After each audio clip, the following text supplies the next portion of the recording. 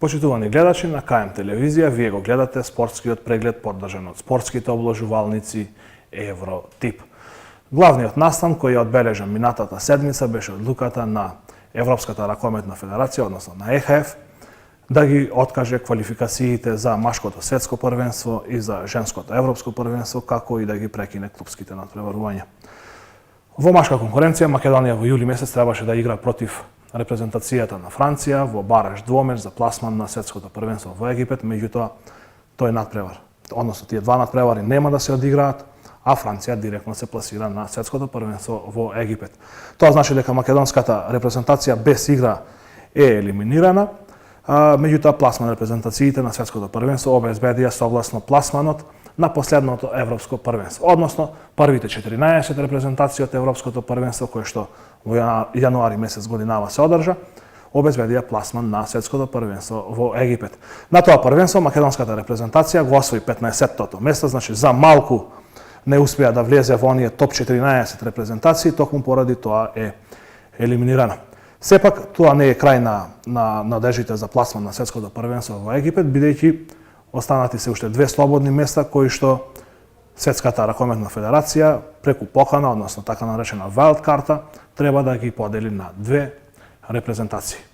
Македонската ракометна федерација веднаш објави дека ќе аплицира за добивање на wild карта, бидејќи Македонија е најдобро рангираната европска селекција од европското првенство, која што нема да игра на светското првенство во Египет, и од нашата ракометна федерација сметаат дека шансите за добивање на ваква wild карта се големи и постои можност македонската ракометна репрезентација да го задржи континуитетот на настапи на големите собири кои што го започнавме уште во 2009 година со настапот на светското првенство во Хрватска.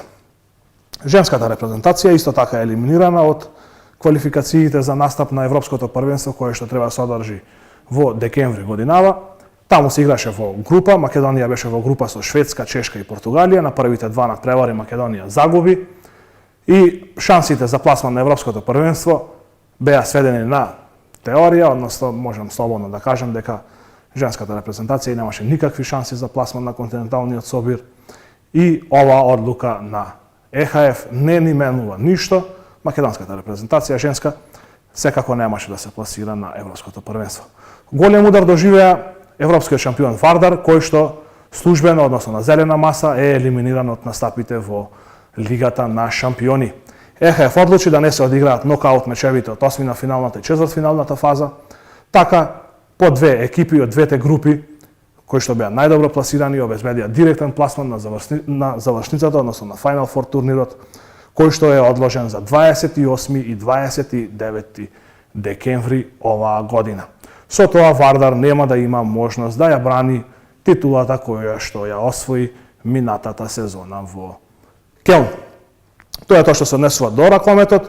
Во одбојката најнова информација е тоа што ЦЕФ, односно Европската одбојкарска федерација, комплетно го откажа годинешново издание на златната Европска одбојкарска лига, каде што македонската репрезентација после одличните настапи на Европското првенство во Словенија за прв пат обезбеди пласман во златната одбојкарска лига, каде што и требаше да дебитира. Останува нејасно дали ќе се одиграат квалификациите за следното европско првенство, кои што треба да започнат некаде кон средината на август месец, а да се играат до почетокот на септември. Македонија таму е во група со Турција, Данска и Босна и Херцеговина. Пласман на европското првенство треба да обезбедат најдобрите две екипи од секоја група, како и 4 најдобро пласирани трети места од сите групи. Со тоа Македонија има големи шанси, меѓутоа останува да видиме дали квалификациите ќе се одржат, односно ЦЕФ некаде кон јули месец треба да донесе одлука дали квалификациите за европското првенство ќе се одржат. Во фудбалот во Македонија ситуацијата е се уште статус кво. Немаме информација кога би се играл надпреварот со Косово за пласман на следното европско првенство, кое што е одложено за следната година. Надпреварот е одложен за некаде почетокот на септември, меѓутоа и тоа не е конечен термин. Се шпекулира со можност надпреварот да биде повторно одложен за октомври, за ноември, па дури и за месец март следната 2021 година. На клупски план започнаа шпекулациите околу тоа кога би започнало односно би продолжило македонското првенство. Се шпекулира со некој термин од 7 јуни, а подготовките на екипите да започнат на 17 мај.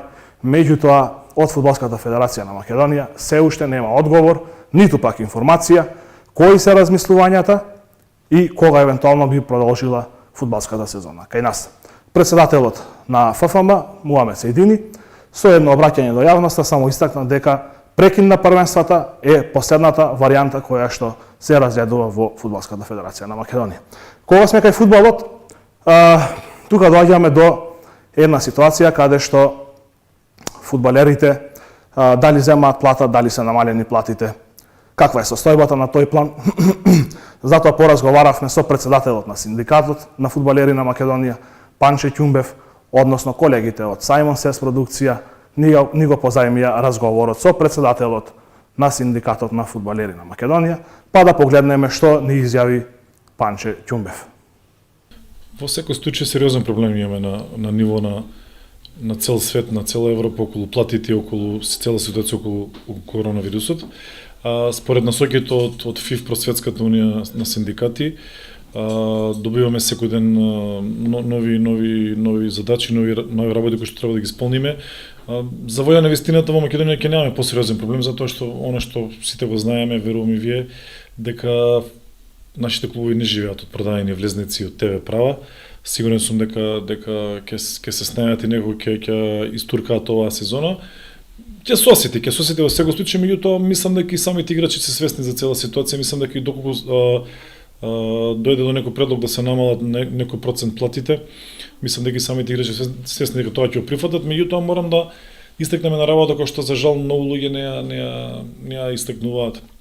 Ако збориме на светско, на европско ниво, за оние големи клубови кои што проиграат во Лига на шампиони и во Куп УЕФА, да бидеме свесни да кажеме дека ако во една Барселона сега има проблем околу платите, самата таа ФК Барса земав како пример за тоа што еден од најголемите клубови во светот сака да им ги намали платите на играчите, зашто таа истата Барселона не им ги изголеми пред година-две кога беа и прваци на Европа и кога не знам 3-4 години се прваци во Шпанија, зашто таа истата Барселона кога била во плюс со добивките од приходите на таа сезона не им ги изголеми платите на играчите за 20-30% кои што сака да ги намалат.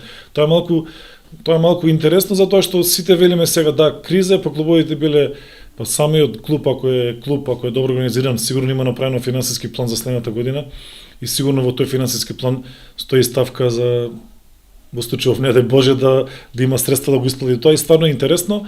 Ќе има сериозен удар пред се за ТВ правата. Значи знаеме дека многу клубови големи средства земат од тие ТВ права. Меѓутоа мислам дека УЕФА па и ФИФА ќе најдат начин се да се искристализира до крајот на сезоната. Она што денес го имаме како информација е дека сите првенства мора да се доиграат. Тоа е дефинитивна одлука на УЕФА. Мислам дека и ФФМ тоа веќе го знае, вчера имаше официјално соопштение и мислам дека би почнало некаде средина на мај, би се играло првенството. Сигурно ќе биде среда недела, тоа е повеќе од сигурен сум и тоа може би е најголемиот проблем. Најголем проблем сега ќе го имаат самите тренери. Значи, да припремите тим, екипа за 20 на дена да игра среда недела е многу тешко. Ако сите знаеме дека веќе скоро 2 месеци играчи тренираат индивидуално и тоа ќе биде сериозен проблем.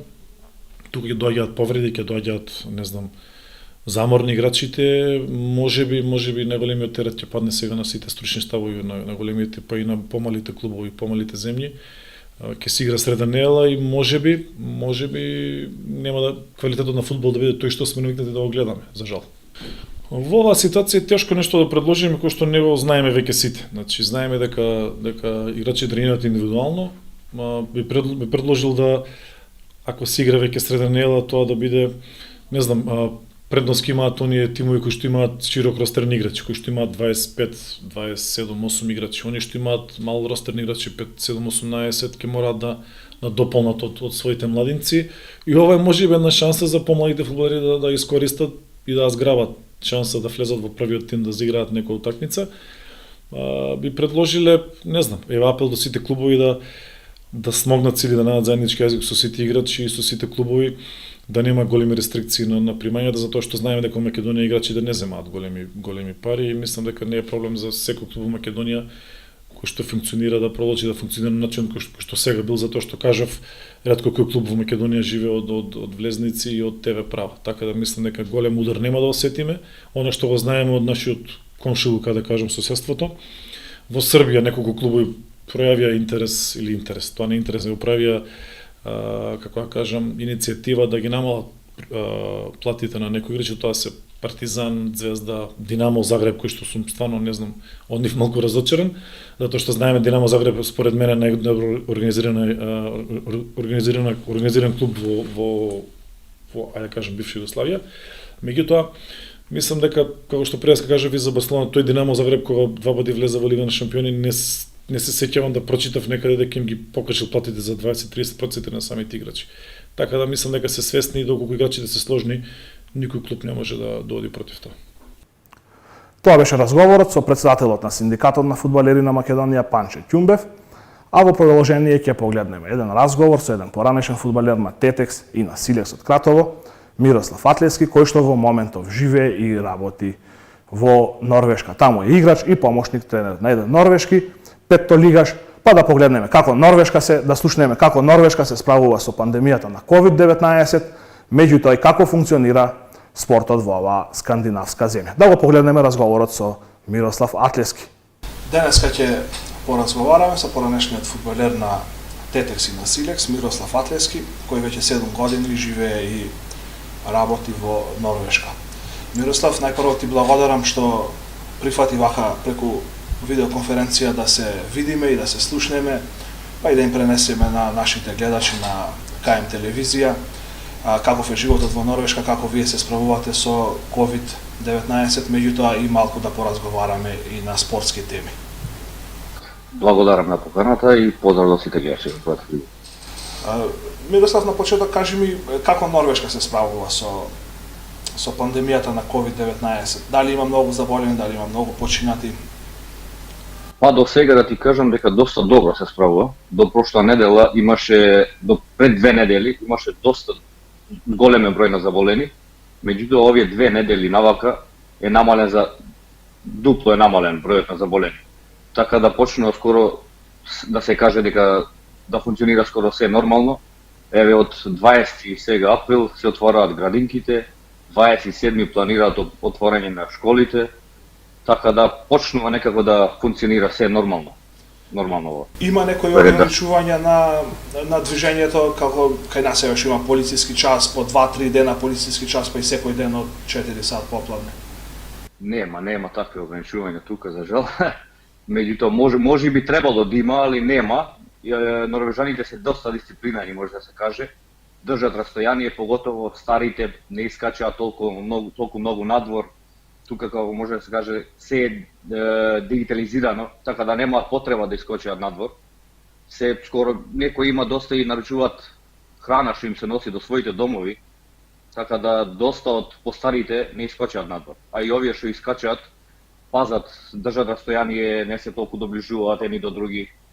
Така да Дали има рестрикции во некои области, како еве кај наше, на пример, рестораните, кафиќите, казината, спортски обложувалници се затворени? Дали има таму некои дејности кои што не смеат да работаат во овој период?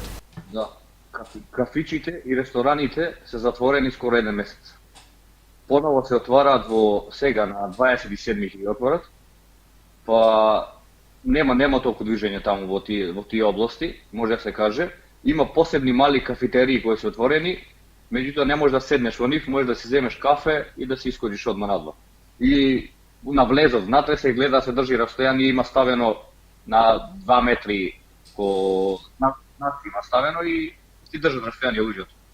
Си зема кафе, си зема нешто јадење и си искоча надвор. Што е со спортските објекти? Кај нас се затворени и спортските објекти. Дали рекреативците може да тренираат, теретаните, па и екипите дали може да тренираат? Теретаните се затворени, додека екипите од прошла недела се пуштени да тренираат, меѓутоа се поделени во групи. Секој тренер има под 5 играчи во своја група и поделени се на теренот на 4 дела и се дели теренот, доколку некоја екипа има 2 терени, се поделуваат на 2 терени. Еден тренер може да држи само 5 играчи на едно место. А што е со рекреативците? Смее да џогираат, да се движат по паркови, по шуми? Slobodno джогира. Слободно. За тоа е слободно, нема никакви забрани. И за нив важи истото дека не сме да бидат повеќе од 5? Да, точно. Исто важи. Исто важи и за сите и за обични луѓе што искачаат во парк, што шетаат вака. Само фамилија може што живеат заедно, може да седа повеќе од 5 луѓе. Инаку други луѓе кои се собираат 5, повеќе од 5, има полиција, има некои така луѓе што им кажува дека не е дозволено тоа. А има казни ако се прекршат тие правила? Има казни за тие што се во карантин. Доколку се прекрши тоа правило и доколку го фатат, има 4000 евра казна. Тука, во Норвешка. Добро, слично како во Македонија. Тука кај нас е тука некаде казните. Да. Затоа што кај нас може и кривично да одговараш па и затвор да легаш ако прекршиш карантин или ако си болен, па се лечиш во домашно лекување. Мики, кога се договаравме кој е време да се слушнеме, ми рече само што дојдов од тренинг. Да. Каде играш сега таму? Сега сум во пета лига, помошен тренер сум и играч моментално. Доста сум задоволен. До прошла година бев во еден клуб, сега го сменив клубов, ми понудија да бидам као тренер, као помошен тренер и да ми платат да земам Б лиценца тука во Норвешка, да положам Б лиценца и сум многу задоволен до сега. Тоа е голем фудбал, нели? Да, голем фудбал. Во Осло има 9 лиги. Од прва по нас што доаѓа прва лига, па се до 9-та лига во Осло. Како се вика клубот? Можеби нашите гледачи ќе го знаат од обложувалниците. Хашле Лорен се вика клубот. Сега кај нас. Те следев дека играш и мал фудбал, и футсал, освоивте некои првенства таму. Да, во футсал играме исто во првата лига, има една лига на нас. За жал пред 2 години не успеавме да се пласираме во таа елите, тука ја вика, таа е најака лига. Пред 2 години бевме прваци на прва лига Осло, прва дивизија оде се вика. И доста добро се такмичиме во таа лига, скоро секоја година сме трето или четврто место. Солидно. Тука има, например, сега завршува сезоната, се игра од април до октомври се игра голем фудбал, а од октомври до март се игра мал фудбал. Така да поделено е. И можат и играчите од голем фудбал да се играат слободно мал фудбал. Мирослав ми кажа дека си помошник тренер и играш во петта лига Норвешка. Ако направиме една споредба, во кој ранг во Македонија би биле тие екипи? Па според мене, пошто сум играл и во трета лига во Македонија, мислам дека до трета лига, трето, четврто место што се екипите, тој ранг може да се каже. Може да каже, затоа што норвежаните тука многу даваат на значење на трчањето. Така да секој норвежанец тука искаже сам си трча, иако работи, сам си трча за себе, си одржава својата кондиција и можам да кажам дека се доста спремни и во пета лига тука. Од четврта лига, трета лига надоле, тоа е веше озбилно, стварно озбилно. Ти кога играше во трета лига во Славија, трениравте секој ден, меѓутоа сега не е баш така. Ако екипа само да тренира, а не е многу талентирана, веројатно би била втора, трета во трета лига, први бил тој што има најмногу пари. Така било секогаш кај нас. Да. Мики, можам да кажам дека во врвот на твојата фудбалска кариера играше за Силекс. Од Тетекс мина во Силекс во прва лига, одигра беше таму стандарден првотимец. Силекс годинава е можеби најголемото изненадување во македонската прва лига. Колку ги следиш настаните во првата македонска лига и настапите на Силекс? Па да ти кажам, доста ги следам и скоро секој викенд, пошто има видео стриминг на Фудбалската федерација на Македонија и сакам да седнам и да ја погледнам скоро сите надпревари. По 10 минути, по 5 минути гледам доста. Највише ги пратам секако, Силекс, ги пратам доста. Секоја чест оваа година доста добро организирана и доста добро спремна екипа се гледа и затоа се таму кај што се. Да. И тренерот е поранешен голман, Горан Симов, веројатно има добар преглед на тоа што се случува и на тренинг и на надпреварите од голмански аспект. Сигурно. Мики, Тетекс е во трета лига. Тетекс е твојот матичен клуб. Колку ги следиш настапите на Тетекс? Па највеќе ги следам преку Facebook страната на Напред Тетекс и други кои имаат. Највеќе ги следам од таму и преку мои другари што се слушам со нив. Како оди, како што сме играли, како например Маријан Билбиловски кој уште таму, мислам дека е капитен. И тешко им е и нив, не дека им е лесно, имаат добар противник. Сега мислам дека се на второ место, така? Да, 4 бода застануваат. Да. Се надевам дека ако продолжи сезонава кој што се надеваме еве сите и тука дека ќе продолжи да се игра фудбал, дека ќе успеат да ја надокнадат таа предност сега. Секој сака да го гледа TEDx што погоре. TEDx заслужува. TEDx е бренд, сепак. Не само во Македонија, TEDx бил бренд и во Југославија. Тоа треба да се знае. Така да се надевам дека ќе се врати таму кај треба. Кај нас се уште нема најава дали кога би продолжило првенството. Прва лига веројатно чекаат насоки од УЕФА, меѓутоа за аматерските лиги од втора надоле мене не би ме чудило и да се прекине првенството. Какви се најавите во Норвешка кога таму започнуваат професионалните лиги, прва лига, втора лига? Па тука професионалните лиги, што ти кажам, пред две недели може да се каже, почнаа со тренинзи, одделено во групи, по 5 играчи така да не играат. Нема најави уште кога може да се почне, но тоа што читаме, сите што гледаме по вести што се кажува, они планираат од јуни, ако може да се почне со првенството. Од јуни, ако се биде во ред кој што оди сега. Вака. Да. Тоа се некои нивни поставки. Во Норвешка се игра пролет есен, не есен пролет како во останатиот дел поради временските прилики на северот од Европа. Значи во Норвешка се уште не е започнато новото првенство. Така, не е започнато. Меѓутоа Норвешка нема да има проблем за екипите кои што ќе играат во Европа, бидејќи екипите од минатото првенство кои што завршило во октомври, ноември месец, се тие кои што летово ќе играат во Европа, а другиве земји тоа е најголемиот проблем кој да игра во Европа. Така е. Тука нема да има тој проблем, затоа што првенството тука почина во април, а завршува октомври, ноември, тога завршува. Така да се знае тука за Европа, за Лига шампиони, се знае веќе, нема такви проблеми тука. Вардар во голема финансиска криза заминаа искусните играчи, меѓутоа е прв на табела пред Силекс и Шкендија. Дали е тоа изненадување? За Силекс кажавме дека е изненадување, меѓутоа за Вардар? Па искрено ти кажам, според играчите што има Вардар оваа година, може се каже според мене дека е изненадување. Јас сум доста изненаден, меѓутоа покажаа дечките добра игра, не може да кажеш дека и не е заслужено. Не може да се каже дека не е заслужено. Сепак ти да бидеш стоиш толку долго на првата позиција, сепак мора да е заслужено. Не може тоа да биде само среќа, ајде е среќа, две-три утакмици си победил, во ред, али ти да си држиш цела сезона да бидеш горе, значи заслужено. Според мен. Мики, на сите што се вклучени во фудбалот им го поставувам истото прашање, па и тебе ќе ти го поставам истото прашање. Со нетрпение го очекуваме надпреварот против Косово, бараш надпревар за пласман на Европското првенство. Игравме, ракометарите играат редовно на европски првенства, кошакарите исто, одбојкарите играа, меѓутоа мислам дека фудбалот е тоа вистинското. Да дочекаме да играе на сениорска репрезентација, фудбалска на европско првенство, тоа ќе биде веројатно најголемиот момент во нашата спортска историја. Какви ни се шансите со Косово? Па потполно се сложувам со тебе дека као ранеше фудбалер е уште активен тука во Осло, желба би ми било, најголема желба секако не секој фудбалер да гледа матичната земја како му игра на европско и на светско првенство, дај Боже.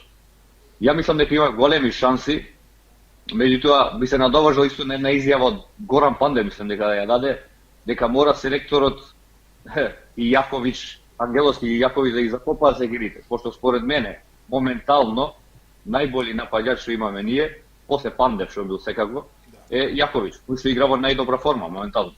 И би било окей, например, кога они двајца би закопале секирите, би го повикал за надпреварот против Косово. А шансите, според мене, се доста големи, затоа што играме на домашен терен. А и мотивација нема да изостане сигурно кај сите играчи. Сепак се работи за едно европско првенство. Да, историја на Македонија. Да, тоа со Косово ќе биде полуфинален надпревар, значи ако го поминеме Косово, треба да се оди до уште еден надпревар против подобриот од Грузија или Белорусија на гостински терен. Кого посакуваш во евентуално финале, Грузија или Белорусија? Па искрено ти кажам, ја мислам дека со Грузија би поминале полесно. Мислам дека со Белорусија би ни било малку потешко, меѓутоа тоа е финале. Мислам дека ќе одлучува и мотивација и се ќе одлучува таму. И има борба нема да изостане. Секако да или Белорусија или Грузија се е за нас, мислам дека. Али моје мислење е Грузија. Нека биде Грузија. Веројатно ќе биде хендикеп што ќе се игра тој надпревар на гостински терен. Меѓутоа, убаво кажа, еден надпревар, нокаут надпревар, кој ќе победи оди на европско првенство.